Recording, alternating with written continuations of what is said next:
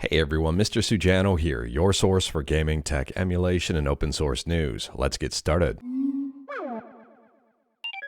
Alright, to kick things off, we're talking about GameCube and Wii emulation with Dolphin, and Dolphin just got some massive updates. So the Dolphin team have just released a pretty big progress report, and like everything we talk about, links are in the description below right at the bottom if you wanted to learn more about it. Now in the progress report, they talk about some big upcoming changes that haven't been released yet. They require some more testing. They talk about some UI changes, some user experience changes, and even more. Now, we've talked about some of these things in previous videos, but I don't think all, and I don't remember talking about this one, but if we did, let me know in the comments below. And that is cheat code whitelist for hardcore retro achievements. Yes, you can have certain cheats activated within hardcore mode for retro achievements, because not all cheats are technically cheats. I mean, not all cheats are infinite ammo and God mode and allowing the player to fly and stuff like that. Sometimes cheats are simple, like widescreen or an aspect ratio change. The desktop version of Dolphin now supports queued input mapping. For example, you can click on different buttons and then map them in the order that you want. Here's something a lot of people are going to be excited about, and I'm pretty sure we've talked about this one already.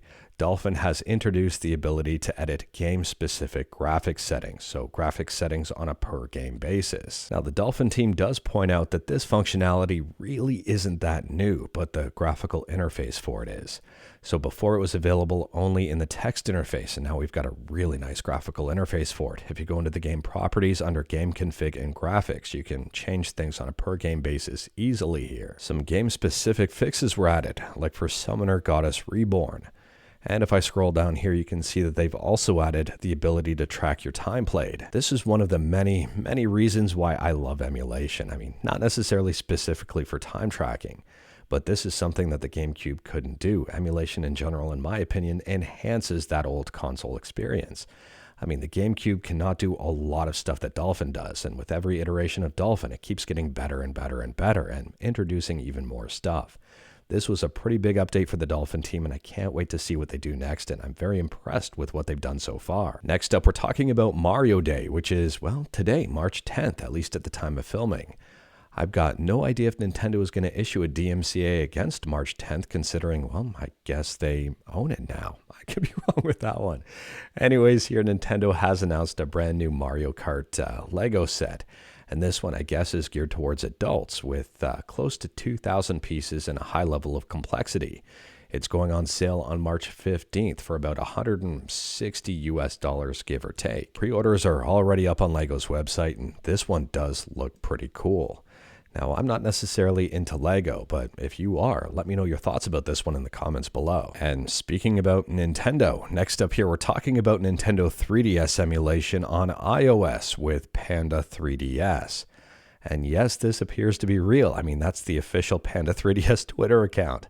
And they say Panda 3DS iOS port before GTA 6. Now, obviously, you can tell it's not perfect just yet, and Panda 3DS is still in very active development. I will say, though, I think it's going to require jailbreaking and using JIT. I don't foresee this working at all through something like the App Store, but I could be wrong. I don't think so in this regard. Unfortunately, I don't have any details on overall performance and what games work and what games don't, but at the same time, if you've got an iPhone, this may be very exciting. At this point in time, Panda 3DS has not released for iOS. It's currently available for Windows, Mac, Linux, and Android. And Panda 3DS is not a fork of Citra, it's its own thing. And continuing to talk about Nintendo stuff, next up here we're talking about Nintendo Switch emulation with Suyu, which was a fork of Yuzu. At the time of filming, Suyu is officially dead. Again. So here's one of the announcements over on the Suyu website, and this one's from a few weeks back, and I don't think we covered this one on the channel because I have not been paying attention to Suyu, not for a number of months now. Anyways, they say the project will be in a quasi-archival state for now. The domain is set to expire in early 2026, and they have not been receiving any contributions for the last few months. Leadership has been disinterested, and their web service has been broken for ages and nobody is willing to rewrite it. And just a few days ago, their most recent post says Suyu development is dead and they recommend checking out Citron instead. Am I surprised about this one? And the answer is no, absolutely not. We've talked about this one a few times in the past, a number of times in the past, and there are reasons why I wasn't talking about it since then. I mean, well, the writing was kind of on the wall for a long time about this one, at least in my opinion. Let me know your thoughts about Suyu in the comments below and what your thoughts are about it officially shutting down, I guess, again. And speaking about stuff shutting down, next up here, we're talking about something the exact opposite of that, something starting up. If you're a fan of bullet hells, if you're a fan of something like Vampire Survivors or Enter the Gungeon, you may be a fan of this. This is called Wildland, and it is a bullet hell MMO. So Wildland is up on Steam. Unfortunately, I don't know the price of this one, and the release date is just saying 2025. There is a demo available though, and if you've tried this game out, let me know your thoughts about it in the comments below. I have not tried this one out yet, but it does look very interesting, and I've got high hopes for it. And speaking about high hopes, next up we're talking about Death Stranding 2 on the beach. And there's a brand new pre-order trailer that has just dropped over on YouTube, and feel free to check this one out.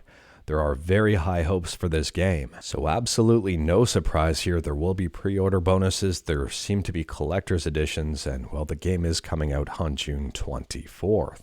Let me know your thoughts about Death Stranding 2 in the comments below. Are you excited about it? Are you going to pre-order stuff to get the pre-order bonuses? I'll be honest with you, I don't pre-order anything anymore, but I guess you can start pre-ordering on March 17th. Next up, we're talking about a free and open source game that has been inspired by Minecraft. It was formerly known as Mineclone 2 and now is known as VoxeLibre. We've talked about this one a bunch in the past, and this game just got a brand new update. So at the time of filming, version 0.89, the on-display release is the latest update. And this update has a whole bunch of stuff in it, a bunch of bug fixes, performance optimizations, audio improvements, texture improvements, and even more. Structure generation has been improved, mob spawning has been tweaked and improved, and you can now zoom out on map items with a cartographer table. Next up here, if you're a fan of fighting games, or controllers with 6 face buttons, or controllers that are compatible with the Switch, PC, and Sega Dreamcast, and controllers that are wireless, you might be a fan of these new controllers here being created by Retro Fighters. These are called the D6, and they're currently up for pre-order on Amazon. I think the black one is already sold out or maybe not listed yet, but the white one is up for $55. Looking at the details for these controllers, and I do have some high hopes, so it's not just some sort of Bluetooth connection, they are using 2.4G. And they say here they're equipped with integrated Kale micro switches for both the D-pad and the face buttons. So I'm assuming that the face buttons will be clicky, and so will the D-pad. And I'm assuming since they are using Kale micro switches, these controllers will last a little bit better and also be very good and accurate. But let me know your thoughts about this in the comments below. Does the D6 interest you? Is a controller like this one up your alley?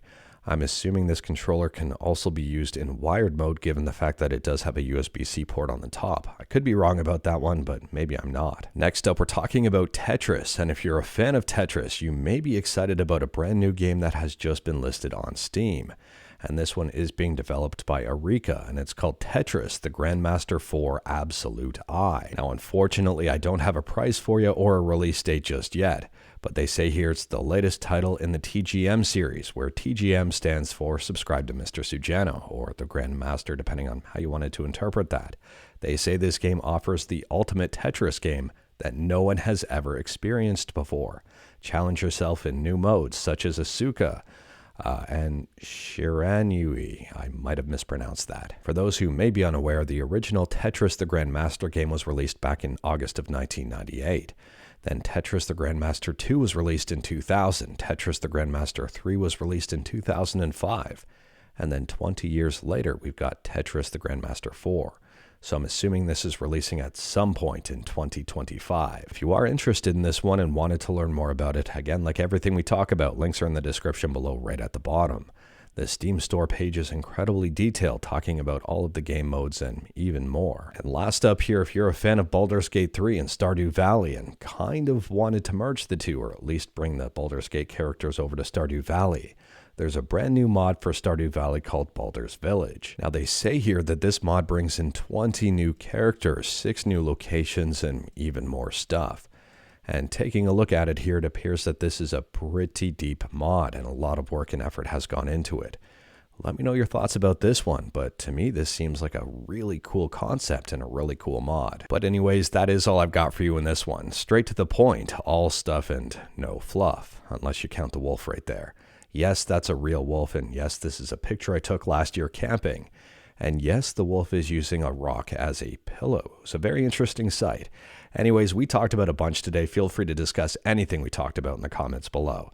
If you like this video, leave a like. If you didn't like this video, leave a like. Hit that subscribe button. Check out my other videos. Don't tempt fate. Save your state. And I'll see you tomorrow.